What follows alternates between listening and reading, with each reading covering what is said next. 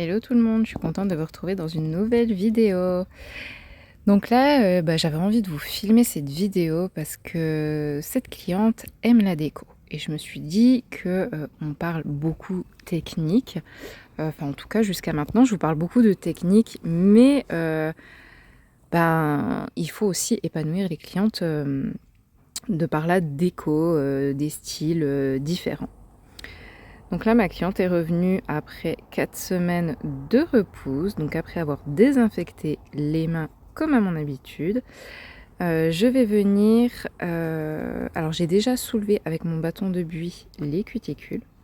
Et maintenant, je vais venir gratouiller toutes les petites peaux mortes qu'il peut y avoir de coller sur la plaque. En fait, ça va commencer mon travail de préparation des cuticules. Je ne le faisais pas avant et je trouve que depuis que je fais ça, je gagne un temps précieux. Une fois que j'ai gratouillé les petites peaux mortes, je vais prendre mon embout à dépose et on va venir enlever l'ancien apex ainsi que l'ancienne déco.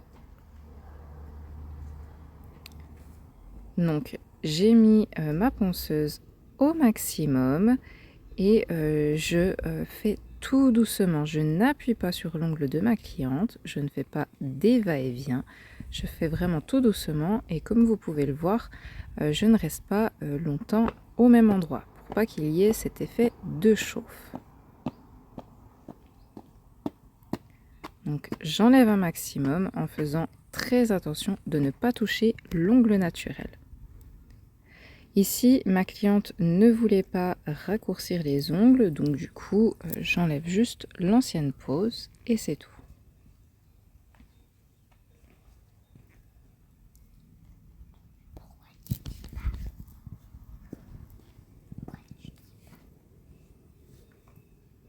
Donc vous voyez, je prends mon temps, je fais petit à petit, je dépoussière, petit à petit, je dépoussière et ainsi de suite. J'essaye de faire quelque chose du plus propre possible, le plus propre possible, pardon, pour avoir le moins de limage à faire par la suite. On essaye toujours d'économiser ces gestes, surtout en clientèle, pour notre santé et notre bien-être. Car si vous utilisez trop toujours les mêmes gestes, les poignets, tout ça, vous pouvez attraper une tendinite ou alors, encore pire, vous faire opérer des canals carpiens, ce que je ne vous souhaite pas du tout.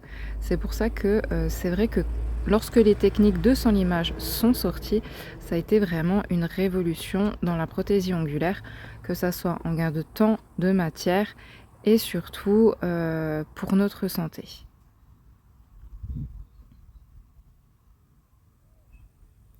Donc en parlant de santé, il est très important, comme vous le voyez, de porter des gants. Question hygiène, il n'y a pas mieux, des gants à usage unique, donc que vous utilisez pour une seule et unique personne, ainsi qu'un masque, parce que même si on a des super aspirateurs aujourd'hui, je vous avoue que si je ne mets pas de masque, je vais facilement tousser, donc il faut vous préserver de tout cela et faire très attention. Et de temps en temps, alors moi c'est surtout quand je retire les strass, porter des lunettes pour vous protéger les yeux, pas que ça gicle dans vos yeux. Ensuite, je vais venir avec ma lime 180, refaire la forme, peaufiner un peu le gel qui reste pour avoir quelque chose de bien lisse, de parfait. Et c'est ce qui va vraiment faciliter mon travail par la suite. Je vérifie bien qu'il n'y ait plus de zone de brillance au niveau de mon ancienne pose. Bien que tout a été enlevé, que ça soit l'ancienne déco, la finition, etc. C'est très important. Vérifier s'il y a des petits décollements, bien les enlever si c'est le cas. C'est très important également. Petit clin d'œil à ma cliente si vous passez par là. Je précise que ma cliente n'a pas les doigts sales. C'est un produit qu'elle utilise dans l'horlogerie qui tache ses ongles. C'est pourquoi à certains endroits vous pouvez voir des petites taches noires. En aucun cas, ma cliente a une mauvaise hygiène. Donc je lui avais promis que je passerais le petit mot, donc c'est fait. Je n'hésite pas à vérifier de temps en temps la longueur et de vérifier par rapport aux autres ongles si c'est bien la même longueur, etc.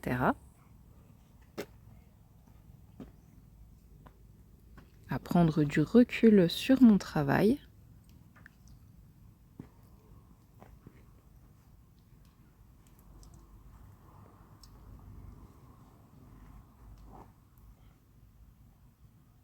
Parce que c'est comme ça, pour moi, qu'on se rend le plus compte. Donc, comme vous avez pu le voir, je m'occupe d'abord des latérales, du bord libre, et après, je viens griffer tout le reste de mon ancienne pose. Encore une fois, pour être sûr qu'il ne reste plus l'ancien apex, et pour avoir une surface très lisse. Je me répète, mais c'est vraiment très important.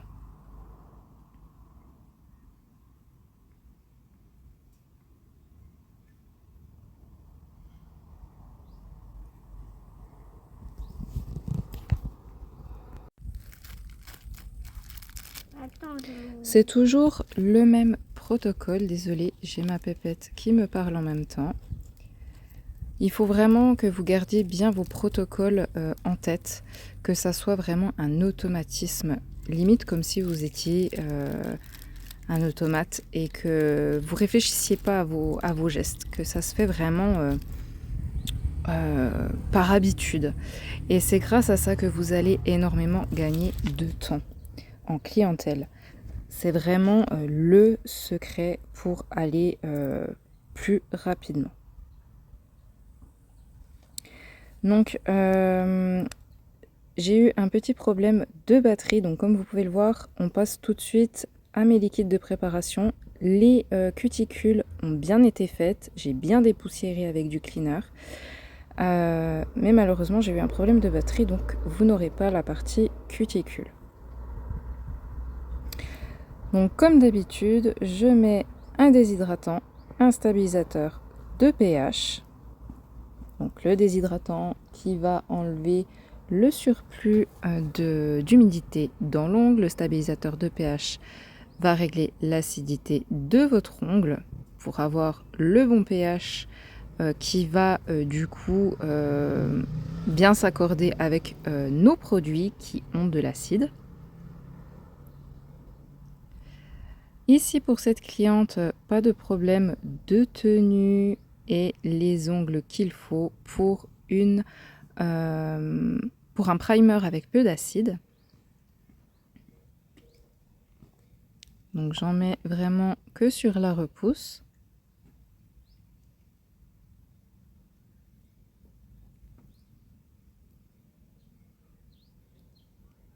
Et il est important de ne pas repasser sur un endroit que vous avez déjà passé. On ne croise pas, c'est un produit qu'on ne croise pas. Ici, il y avait un ou deux petits décollements par-ci par-là. Donc, il y a ce petit produit de chez OA, le Line Out, qui va permettre de colmater, vous le mettez au niveau du petit décollement qui reste parce que vous ne pouvez pas enlever tout à 100%. Et du coup, en fait, ce produit va se placer entre la plaque unguéale et votre polymère, ce qui fait que du coup, ça va éviter le décollement. Et moi, j'y passe en lampe 10 secondes.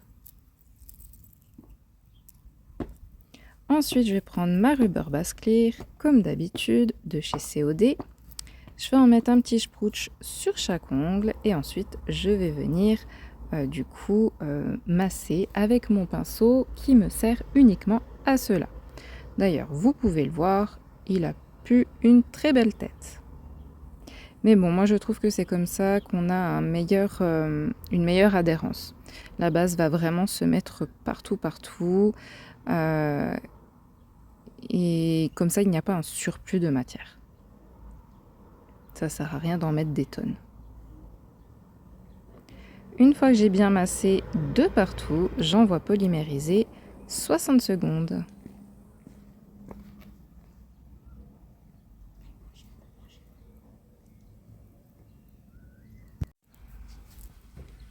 Donc je fais ça pour les 2 mains.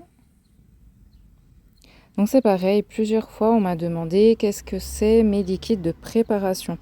J'ai suivi, il y a 1 an et demi maintenant, une formation avec Antonio Sacripante, qui est un physicien, qui nous explique en fait comment faire. C'est un physicien mais qui s'est spécialisé dans l'onglerie et du coup, en fait, il nous explique, comment faire, ce qu'il appelle un bilan organoleptique, où vous allez pouvoir analyser les ongles de votre cliente et faire en fait une préparation selon ce que l'ongle de votre cliente a besoin.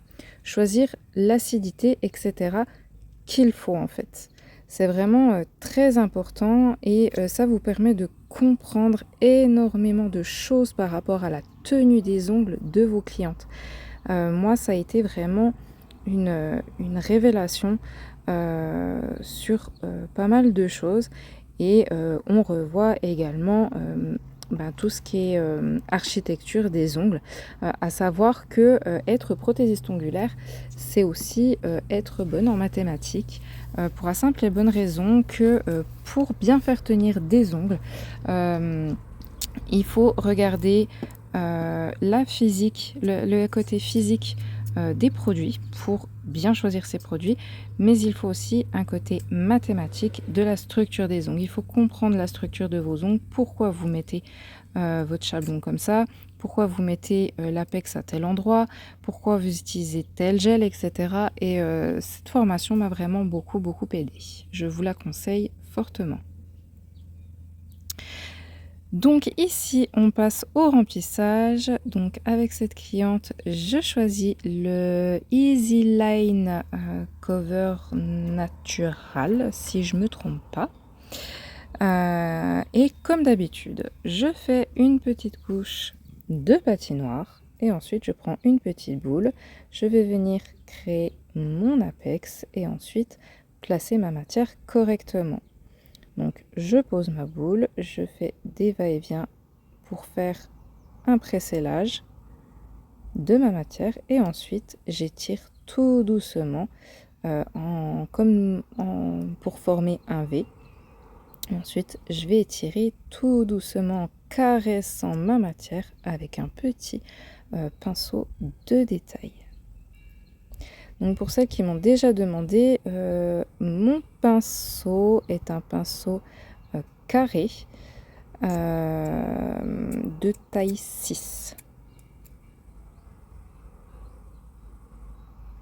Donc vous voyez, je fais toujours pareil. C'est ce que j'essayais de vous expliquer tout à l'heure, c'est que plus vous allez répéter vos gestes et plus vous allez avoir l'habitude de ce que vous faites, plus vous allez gagner du temps. Et bien sûr, gagner en technique. Donc le pouce, je le fais tout seul et après les 4 autres, je les fais ensemble. Pourquoi? Parce que la gamme Easy Line est une gamme semi-auto-égalisante, je dirais. Il va se placer tout seul, tout doucement en fait. Il va, selon comment vous allez travailler la matière, vous allez chauffer votre matière et elle va se placer toute seule. Mais elle va pas trop dégouliner de partout, comme certains diraient, parce qu'elle n'est pas assez fluide.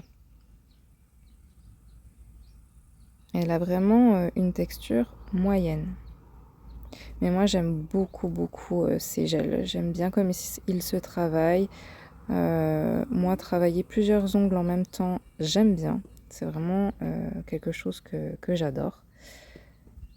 Et j'aime la couleur, j'aime la texture, j'aime tout.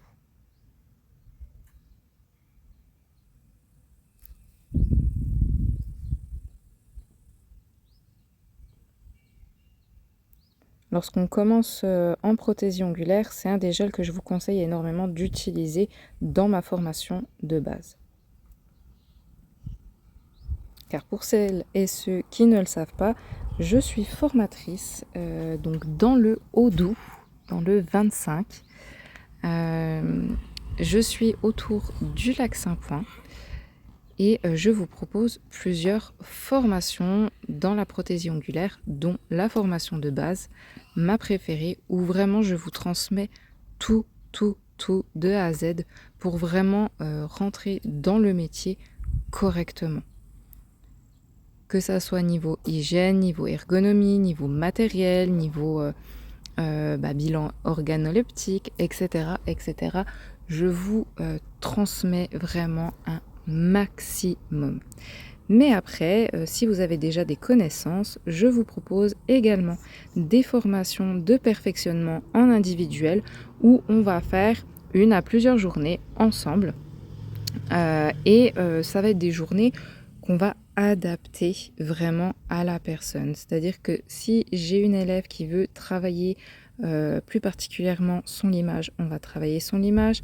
La pose de chablon, on va travailler la pose de chablon, etc., etc. Mais je fais aussi des formations en artistique. Je vous propose aussi des formations pour la technique des pop-it, pour la technique de capsules américaines, qui sont en réalité des capsules Gelix. Ça c'est pareil, c'est des dires qui ont été transmis, qui ne sont pas bons. Donc voilà, si jamais ça vous intéresse, vous aurez tous mes réseaux en barre d'infos. Et encore une fois, n'hésitez pas à me laisser des petits commentaires, ça me fait toujours plaisir de voir que ça vous fait plaisir ce que je partage. Je cherche vraiment pas à être connue. Je cherche simplement à partager ma passion. C'est quelque chose que je me mets un point d'honneur à respecter, dans le sens où aujourd'hui, à mon sens, je trouve qu'il y a de moins en moins de passionnés. Et je trouve ça vraiment très triste. Donc comme d'habitude, j'ai fait mon limage final avec ma lime 180. Je passe un coup de bloc 180. Et ensuite, je vais venir faire le dessous des ongles pour faire tout propre, pour rééquilibrer si jamais il y a eu des ongles qui étaient convexes, etc. Donc là, je ne l'ai pas limé, mais je remets toujours un petit coup de lime au bord libre aussi. Ensuite, je dépoussière à fond. Je nettoie bien ma table et on va passer à la déco. Donc là, j'applique un vernis semi-permanent noir. Donc celui-là, il me vient de chez Nailish. Donc comme vous pouvez le voir, je l'étire vraiment bien. Il ne faut pas qu'il soit en couche épaisse. Et je viens faire proprement au pinceau de détail au niveau des cuticules. Et hop, en lampe 60 secondes. Donc ça va être la base de ma toile, comme j'aime bien dire. Ça va être ce qui va me permettre de faire mon fond sur cette déco très intéressante.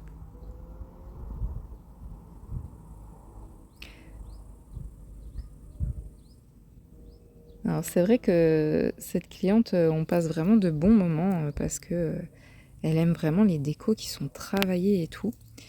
Bon, j'ai plusieurs clientes comme ça, mais c'est vrai qu'elle choisit vraiment des décos un peu décalés, un peu qu'on voit sur les réseaux et tout, et pas dans la simplicité en fait clientèle.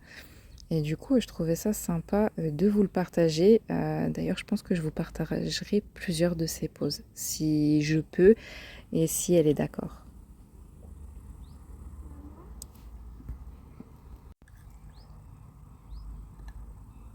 Donc vous voyez, je procède toujours de la même manière. Je vais placer ma couleur entre guillemets grossièrement et ensuite je fais le contour très proprement avec mon pinceau de détail.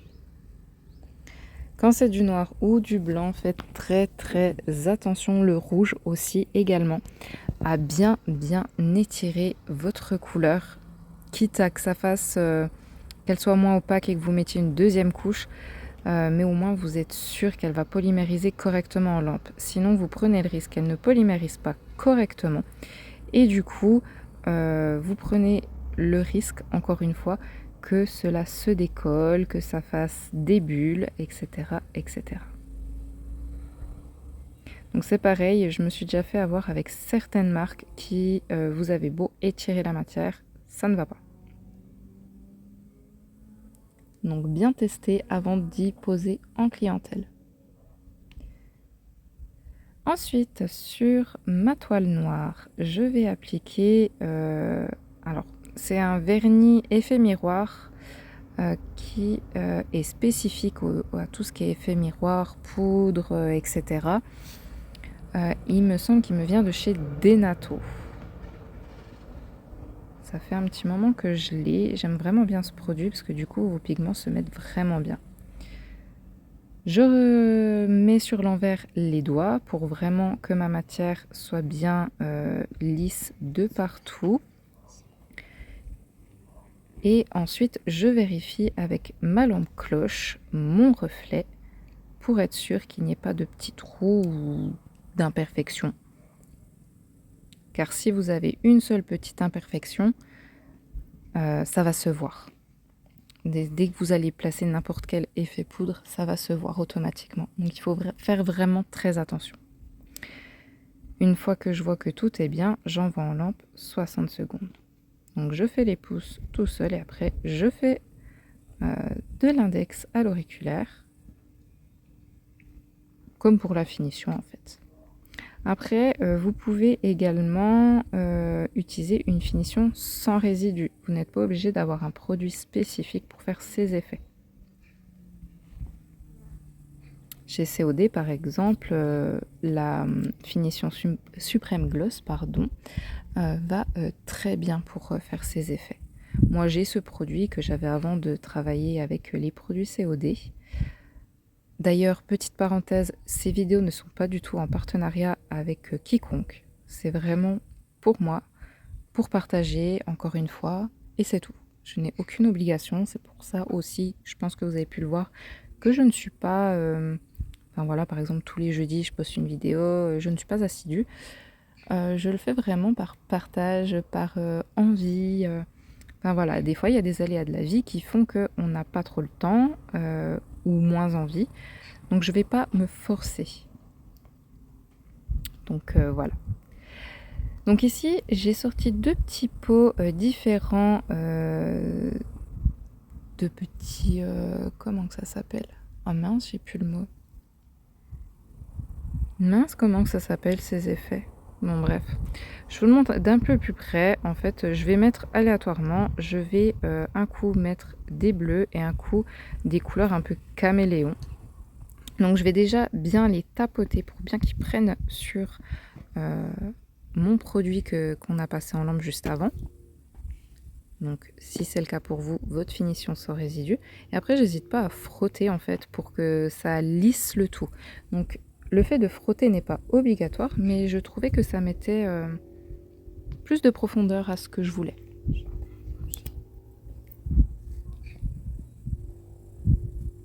Donc voilà, un coup je mets du bleu en haut, un coup en bas, un coup au centre. Enfin voilà, vous faites vraiment comme vous avez envie. Donc ici, j'ai bien passé un coup de dépoussiérage et donc avec mon gros pinceau plumeau. Et là, je vais mettre ma finition sans résidu, la Supreme Gloss de chez COD. Donc, je la mets, je mets les doigts sur l'envers, je vérifie mon fil de lumière et j'envoie en lampe 60 secondes.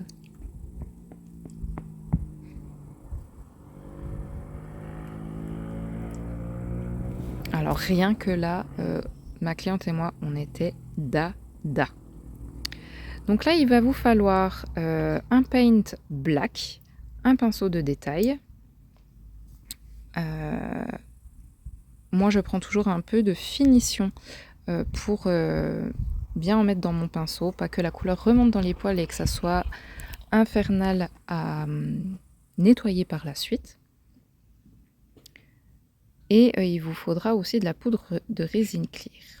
Et là, alors, je me suis déglingué les yeux, mais ça valait vraiment, vraiment, vraiment le coup. Je suis vraiment fan de cette petite déco. Je vais faire un peu des formes aléatoires en faisant des ronds, en faisant des endroits un peu plus épais que d'autres, etc. Et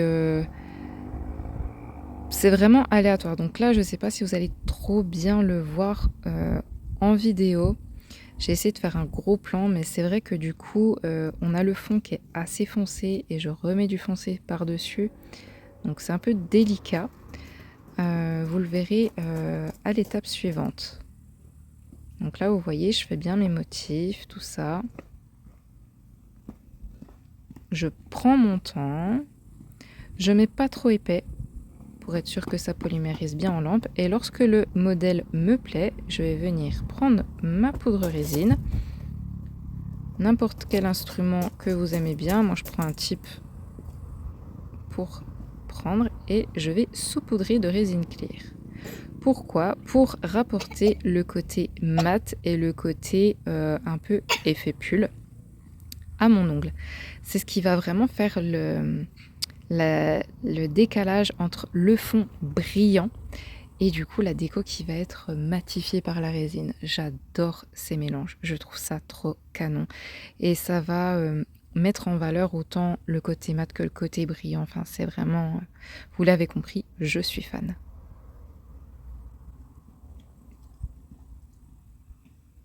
Donc là, j'essaye de vous en refilmer un autre, mais encore une fois, c'est dommage, on ne voit pas trop les motifs que je fais. Vous voyez un peu où mon pinceau va, mais c'est vrai qu'on voit pas trop. Et une fois que le motif me plaît, je saupoudre de résine clear. Et on envoie en lampe à chaque fois 60 secondes.